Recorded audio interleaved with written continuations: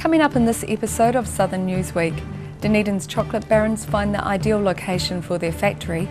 We meet one of the female riders in this year's Burt Munro hill climb, and a Greymouth sawmill is back in full operation following a devastating fire.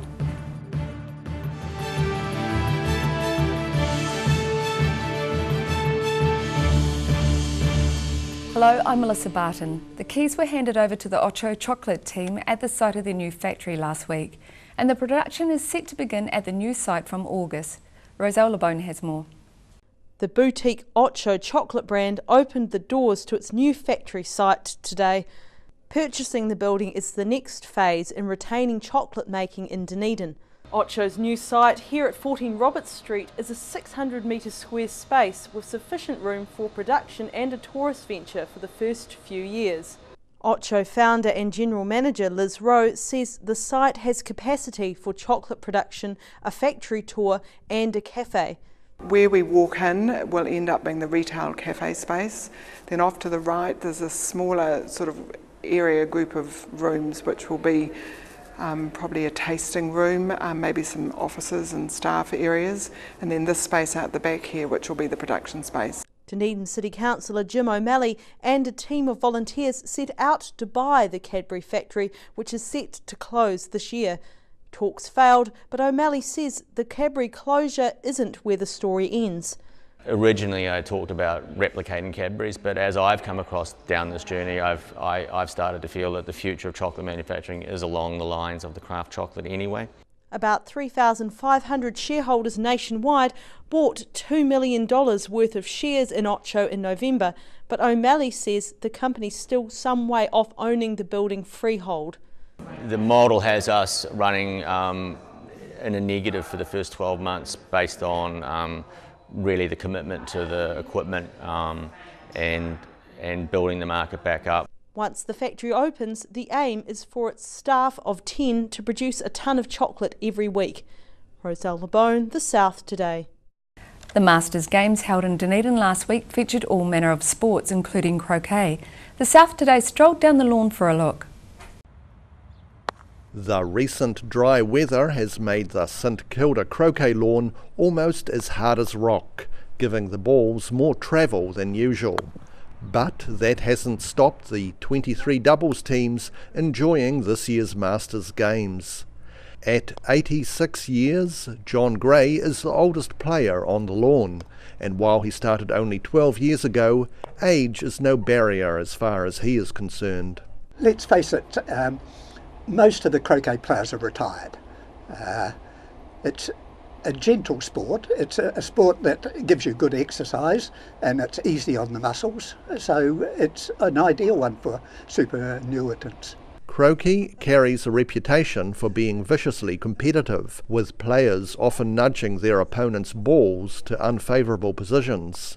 However, champion player Nan Smith says it doesn't work like that for him. Well, I think you need to be positive, play attacking croquet. Negative croquet isn't interesting, and people get turned off it, I think, by people who play negatively all the time. And John Gray is inclined to agree. Well, yes, negative play, although we all do it at times, but you're not getting anywhere with it. You've got to be aggressive rather than passive. The Masters Games croquet matches finished up on Friday. Rudy Adrian, The South Today. The Burt Munro Challenge brought motorcycle enthusiasts from all around the world to Invercargill. With the number of participants increasing every year, this year has caught the attention of some female riders for their first time at the competition. Sharon Rees has more. Bianca Bonner was one of the first riders to take on Bluff Hill yesterday, and she eagerly hit the track in last night's drag racing. The Australian thought her first time at the Burt Munro Challenge would be as a spectator, but recently she was given the chance of a lifetime. I've always wanted to come over to spectate, but the opportunity was arranged through Gardner for us to race up here. So, yeah. So what do you think of it so far? Oh, great fun. Yeah, definitely love it. Donned in pink and black with the words powder puff stretching across her jacket, Bonner says she's a big advocate for girls getting out and having a go on the bikes. We can do anything. I was told, my brother wanted to ride, and then I was about 4 or 5 years old and I wanted to ride, and Dad said, yeah, no problem. So as long as I could kickstart the bike and wash the bike, there were the rules, and I see no reason why you can't do it. Also riding for the first time yesterday was Katie Henry from Dunedin, who said she'd been riding for as long as she could remember. Dad thinks it's cool, getting out and racing with the daughter. My brother and him used to be doing it, but at that time I was a bit too young, so I had a smaller wee road bike at the time. But yeah, it's good to be out there just doing it and enjoying it. Burt Munro organisers said pre-registrations for competitors had doubled from last year, which is bringing a broad range of riders. The event has gained the attention of all riders from around the world, male and female, young and experienced. Sharon Rees, The South Today. A local angler has expressed concern around the closure of 2 Dunedin wharves and the review of a third. Fish and Game Steve Dixon says boats will have the monopoly on fishing if access is limited. Fishing enthusiast Stephen Dixon casts a line out on the Leaf from one of his favourite spots behind the Otago Yacht Club. He has this spot all to himself today, but thanks to plans by Port Otago to close the X and Y wharf and the Leaf wharf to the public, it could become a lot more crowded. Dixon does most of his fishing in the Leaf and the mouth of the Leaf. He says the changes mean the only way people will be able to fish in the harbour will be by boat. There will be a big advantage for boat anglers. The only places you'll be able to fish for salmon land-based will be, of course, the mouth of the Leith, and I think there's a few spots around Port Chalmers. He says over the last 2 years, kingfish have been showing up in the harbour, as well as trout and salmon, and if the wharf is not accessible, this is another fish people won't be able to catch. You won't be able to catch kingfish, you won't be able to catch trout, salmon, blue cod, any of those fish, so it's a huge loss. Dixon is not aware of any accidents on the wharf and questions why health and safety issues are being brought up now. I can't recall any safety issues during the salmon fishing competitions that have been held in the past. I haven't heard of anyone falling off or having a near miss. Dixon says if the wharf is closed and more people fish down the Leaf, there may be added pressure causing compliance issues. The fine for fishing without a licence can be upwards of $500 depending on the offence. The annual salmon fishing competition has been cancelled in 2018 due to the changing access to the wharfs. Port Otago CEO Kevin Winders told The South Today the organisation did try to find some wharf space for the event, but the organisers felt it wasn't sufficient for it to work this year. The future of the T&U wharf access is currently being reviewed. Roselle LeBone, The South Today. A Greymouth sawmill is now fully operational following a devastating fire last year. The South Today went for a look. The West Coast sawmill owned by West Timber at Ngāhere was badly damaged by fire 7 months ago. Today, the mill is back in full operation, employing almost 40 local workers. Phil Gibson owns West Timber along with his cousin Paul and says that staff and investors have helped them meet the challenge of rebuilding. We've managed to keep going as best we can. Hasn't been easy, but luckily we've got some great staff and people in behind us that have we've all come together, and this is sort of getting towards the end of the result of it. At this point, both the wood sorting table and a roof over it are just a temporary construction. I've got the temporary smart shelter here, which has sort of kept the sun off the boys, especially this summer. We've really needed that for the rain and the sun. While most of the logs are supplied by Ngāi Tahu, none are native trees. Instead, the West Coast Mill is proud to be milling only FCC certified pine trees. People want to know that the trees are getting sustainably logged, and for every log they cut down, they replant obviously, so the cycle continues. West Timber and their staff are certainly pleased that business is almost back to normal. Rudy Adrian, The South Today. John McGlashan College in Dunedin began its centenary celebrations last week. Roselle LeBone caught up with some of the college's old boys. The sound of a bagpiper welcomed the old boys of John McGlashan College back to school for the start of centenary celebrations this afternoon. The single-sex boys' school was founded in 1918 by women. McGlashan, who was Dunedin's first lawyer, had two daughters, Margaret and Agnes, who in 1902 bequeathed their home for the purpose of establishing a private boys' school under the Presbyterian Church. Today, over 500 Year 7 to 13 day boys and boarders attend the school. The college was busier than usual this week thanks to the arrival of old boys from all around New Zealand and overseas. I've got a lot of lifetime friends from the school, so yeah, it's good to catch up with some old mates. And to see friends, see people I haven't seen for probably 55 years, some of them. For the last 7 years I've been living in Perth, so been up all night flying over. I feel that we have made a contribution to a school which has gone very, very well. So that's quite neat, and I love to hear the sound of the pipes. Activities this weekend include a golf tournament, school tours, photos and a special dinner.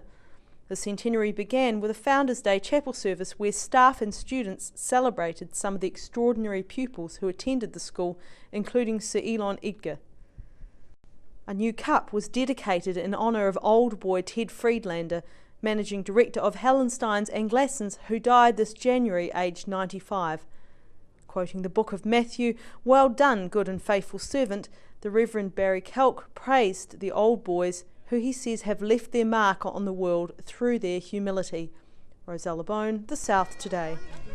Still to come on Southern Newsweek, a Dunedin school dresses in red in recognition of one of the pupils who survived a heart operation, and we attended a rebranded music festival in Wanaka.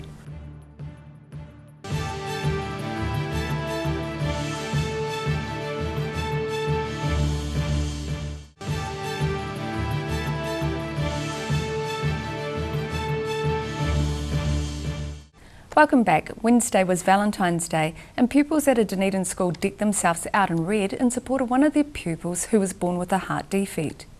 The South Today went for a look. Fairfield School dressed up in red on Valentine's Day to show their support for 10-year-old Brooklyn Middleditch, who was born with a hole in her heart. Oh, Brooklyn! These days riding the swing is not a problem for Brooklyn, thanks to a heart operation 5 years ago. My things that I can do now, like my favourite sport, football, hip-hop, I can just do anything. Brooklyn's mum says that things were different before the operation. There were things like running around outside with the other children, and if it got a bit cold she used to have to come in because her body took a little bit longer to heat up than the other children.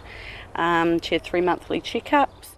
Their family received a lot of help from the charity Heart Kids, an organisation which provides lifelong support for children and families affected by childhood heart defects. Heart Kids have always been there for us. They come to appointments, they help clarify information if I'm unsure. They've always been there for support, they've just always been a phone call away. Assisted us with care packages when we flew up to Auckland, even helped at home with Nixon as he had to stay behind our youngest. We have family fun days, which are great. I get to meet other families in Otago with their children. Heart Kids Regional Family Support Coordinator Marlene Parks says her charity uses Valentine's Day to raise awareness for their cause. Being Valentine's Day, we're showing our love and recognising the 1 in every 100 Kiwi children that are born with a congenital heart defect in New Zealand. Every week there are 12 babies in New Zealand born with a congenital heart defect. Heart Kids receive no government funding, and we're absolutely reliant on donations and fundraising. We're a small charity with a big job. The once yearly medical checkups on Brooklyn's heart have now been decreased to just once every 2 years. And Fairfield School is right behind her in celebrating Valentine's Day as a day for Heart Kids. Rudy Adrian, The South Today. There was an abrupt finish to the Burt Munro Challenge last Sunday with the cancellation of its final event. The Invercargill Street race was called off because of the condition of the track. However, as Sharon Rees reports, motorcyclists from all over the country still managed to have a good time. Thousands lined the streets on Sunday in eager anticipation of the Invercargill Street races. But it wasn't to be. after a few practice runs and just one qualifying race. An oil spill contaminated about 95% of the track, and for safety reasons, organisers sent competitors and spectators packing. And while that was bad news for most, it wasn't all bad for the one qualifying winner. I think it means that I'm the only person to win a race at the 2018 Burt Munro Street Races. Swallow has competed in the Burt Munro Challenge 6 times and said it's getting bigger and better every year. The crowds are big and there's a real good atmosphere around the place. 6 years ago I thought it was really well run and low key, and now it's kind of still really well run and perhaps a bit more high key. Is that even a phrase? High key? Can you be high key? Probably. There was no disappointment on Saturday, however, with the Speedway Spectacular going off without a hitch. The sidecars got a chance to hit the track just before the youngest members of the challenge had their turn in the limelight. Invercargill's 6-year-old Sam Coulthard, who placed 3rd overall in the Pee-wee division, said the challenge gave him a chance to work on his technique. On these starts I used to be bad, but now I'm getting better at the starts. So was that the only part that you really wanted to work on? Yeah, mostly. With record numbers of competitors and spectators, organisers said the event will continue to be held in February rather than November to take advantage of more predictable weather. Sharon Rees, The South Today. This year saw the first Tuki Music Festival being held in Wanaka. The festival is a rebranded version of the former Rip-On Festival. The South Today checked out the scene. Lake Wanaka's Glendu Bay reverberated to music from 2 different sound stages during Saturday's music festival. Formerly entitled as the Rip-On Festival, the name was changed this year to become the Tuki Festival, and it attracted around 2,500 people.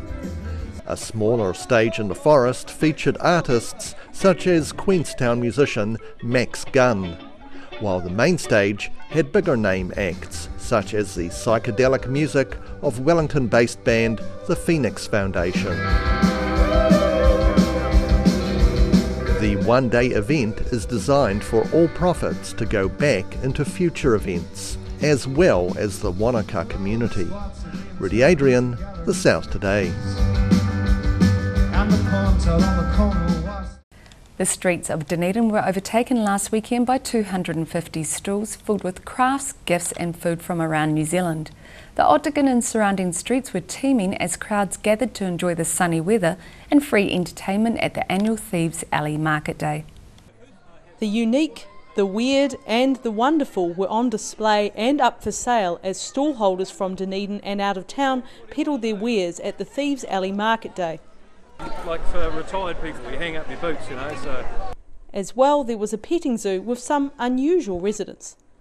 I'm Roselle Labone, hanging out at the 2018 Thieves Alley Market, where things have gone just a bit alpaca-shaped.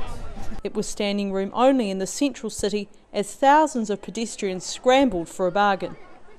And we are members of the Red Hat Society, which is all over the world, and it's for women who want to go out and have fun, dress up and do exactly as they please. There's nothing quite like the event in Dunedin the rest of the year. With live entertainment, stalls and rides, it spans the Octagon down to Stewart and Bar Streets, with roads closed off for the biggest market day on Dunedin's calendar.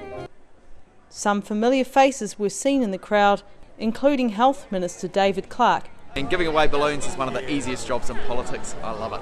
Not to be outdone, National also made a cameo appearance. After a busy few weeks on fire and flood duty, firefighters took time to raise funds for the Sky Tower Challenge. It's not the end of it all. It's we're looking for another dry period in February, and as a result, they'll be on their guard again. Life Education Trust and Dog Rescue Dunedin joined in on the festivities and took the chance to spread the word about their new initiatives for 2018. And they asked if I'd bring Ollie down as a handler, so and as you can see he's getting lots of attention today. About 30,000 people turn up annually for the event, leaving a big clean-up for the Dunedin City Council. Roselle Labone, The South Today. Coming up after the break on Southern Newsweek, we go to Coronet Peak to meet New Zealand's national champion paraglider, and an Oamaru cornfield is turned into a horror maze as part of a fundraiser.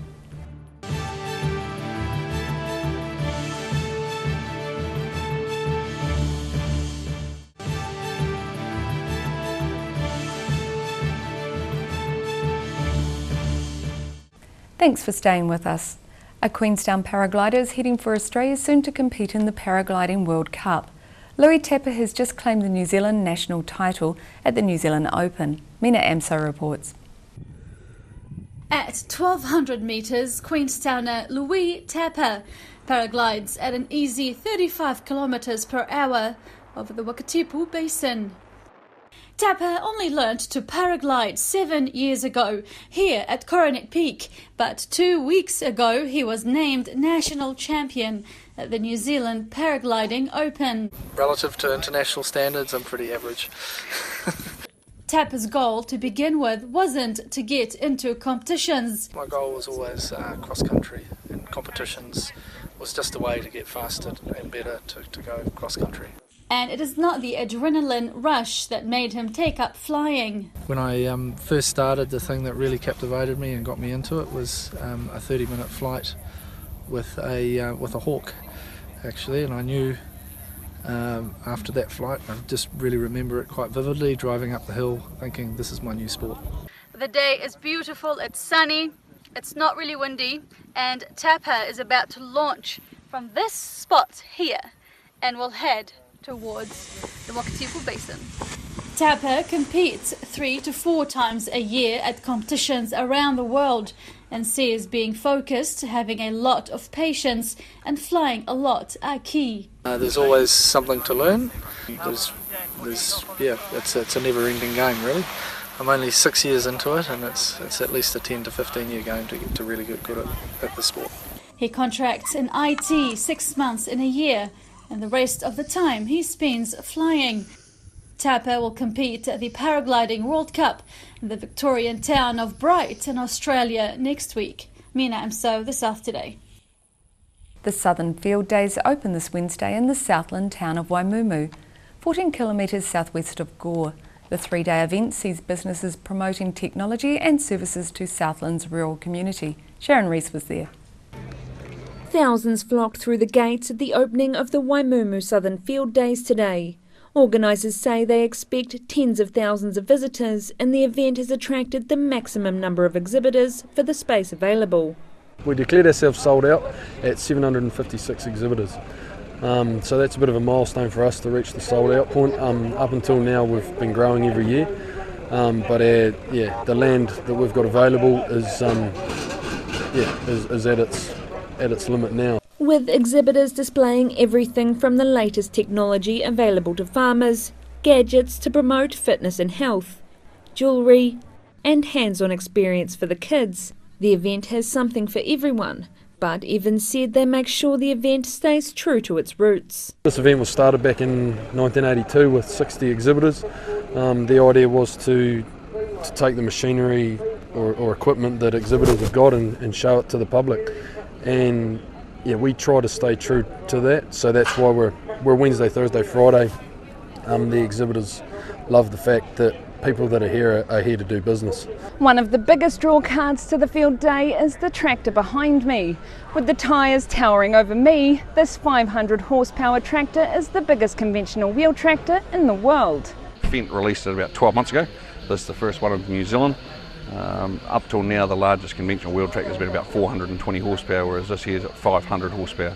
So it's doing the same job as what the big pivot steer tractors are doing, but you've actually got the manoeuvrability of a standard conventional wheel tractor. Another popular event was the Southern Man competition, where Southland men showed their ball throwing and push-up skills to take out the title. And while most of the men were on form, there were definitely a few red faces. The Waimumu Southern Field Days runs until Friday. Sharon Rees, The South Today. An Invercargill rest home is battling social isolation in the elderly by inviting others to socialise with its residents. Waikiwi Gardens Rest Home launched its Invercargill Social Seniors program this week to ensure none of its elderly are forgotten about. Sharon Rees has more. Waikiwi Gardens Rest Home owners Kate and Denzel Travers are ensuring elderly people still living in the community have places to go and people to talk to. Their Invercargill Social Seniors program will see members of the community who do not qualify for rest home care being picked up from their home to take part in a range of activities with the rest home's residents. Anyone in the community over 65 can come along, spend the day here with us, so we'll pick them up and drop them off again at the end of the day. They'll have their morning tea, lunch and afternoon tea, but mainly they get to interact with our other residents. He said as life gets busier for families, many of the elderly are being left behind. I guess with technology nowadays, everyone's younger generations especially are on devices more, so they're getting a lot of information that way rather than sitting and having the conversations, and I think that's really what our seniors miss out on. To launch the program, Councillor Darren Ludlow spoke to residents and thanked the Travers for their efforts in tackling the social issue. Visitors to the rest home joined residents in a morning exercise routine and stayed on for other activities, meals and socialising throughout the day. Travers said the problem of social isolation is a nationwide issue, and he encouraged other rest homes to follow suit. Our elderly population is getting larger and larger. So you look across all of those figures, there's more people, in this situation that, that we're trying to help here. So yeah, look, please, by all means, if anyone else is going to start it, then, please do it. The benefits will far outweigh any costs that there might be, and it's a great thing to do in your community. The couple cover the costs of the program themselves, and today local company So Sweet donated food to help towards feeding the visitors. The program runs weekly on Tuesdays and Thursdays, but more days will be scheduled if it proves successful. Sharon Rees, The South Today. An innocent-looking cornfield just north of Oamaru has been turned into a horror maze designed to frighten people of all ages, and all in the name of charity. The South Today went and had a look. In the area of Studham, just 35 minutes drive north of Oamaru, is a farm designed to give both adults and children a good fright and raise funds for Plunkett in the process. The main experience is a maze in a cornfield. Each year over the last 6 years, maize farmer Rory Foley has added improvements to his design. This year we're really narrow, really narrow tracks, and what we want to do is you turn up in the pitch dark with a little tiny torch. If you turn up with a big torch, we're going to put duct tape around it and make it even smaller. The corn's going to come over the top of you. You're in a cornfield with this rattling wind, dark, narrow, tiny spots, and you know that we're in there waiting for you. All work is done by volunteers, who this year spent 3 weeks cutting the tracks and will be on hand in costume to turn up the fear another notch. People these days don't get that opportunity to go in the middle of the night into a cornfield. You can watch it on TV, horrors, but to actually go out and physically experience it and go and tell your mates that you actually have a really cool weekend story to tell. Yeah, or a really bad weekend story to tell where I wet myself and I ended up crying. And the journey through the maze can take a good chunk of time.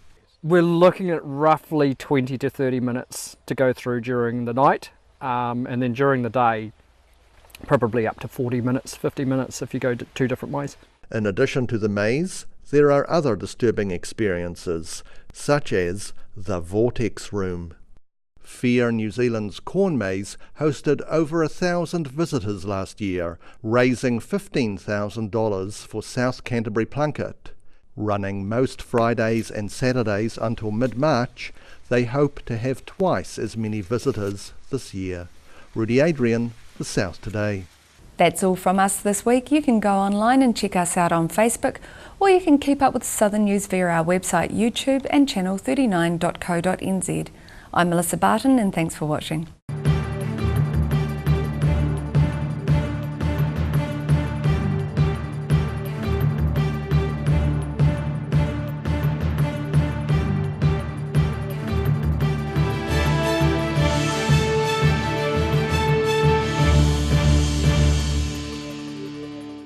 Supporting local content so you can see more of New Zealand on air.